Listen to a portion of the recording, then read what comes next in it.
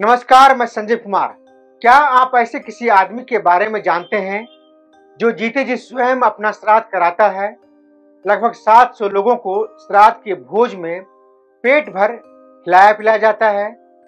ऐसा आप शायद फिल्मों में ही देखा और सुना होगा, लेकिन मैं आज आपको यूपी के एटा में एक ऐसे व्यक्ति के बारे में बताने जा रहा हूं जो अपने जीते जी अपना क्रियाकर्म कराता है और 13वीं के दिन पूरे गांव भर के लोगों को उत्तम कोटि का भोजन भी कराता है। जी हाँ, आपने ठीक सुना।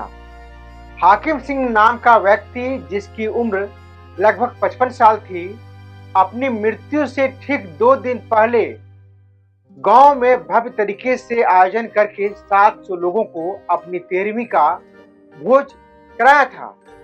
जिंदा रहते ही अपने पिंडदान और 13वीं का भोज भी करवाया था। इसके पीछे उसका कहना यह था कि उसकी अपनी कोई संतान नहीं है। परिवार में जो लोग हैं उन पर भरोसा नहीं किया जा सकता है।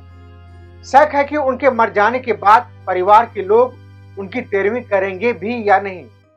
इसलिए उन्होंने खुद जीते जी ये काम कर दिया। 13वीं भोज देने के 2 दिन बाद ही हाकिम सिंह की मौत हो जाती है।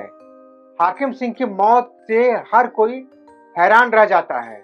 बताया यह जा रहा है कि रात को वह ठीक ठाक सोए थे, लेकिन सुबह देर तक नहीं उठने से लोगों को शक हुआ।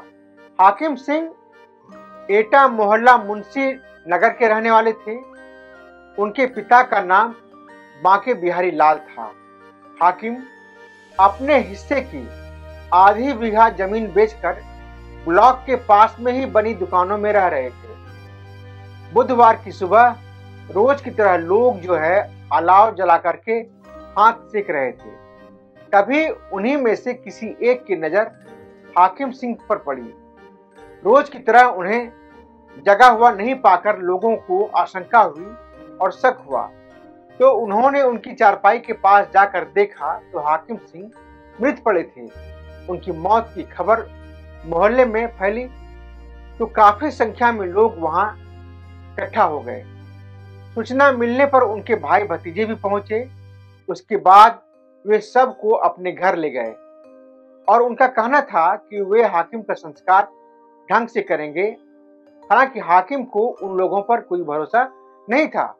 उन्होंने अपना क्रियाकर्म और श्राद्ध 13वीं भोज देने के लिए अपने नाम वाली करीब आधे बीघा जमीन वो पहले ही बेच चुके थे। उन्होंने परिवार वालों के साथ गांव के सैकड़ों लोगों को आमंत्रित कर भोज भी कराया था।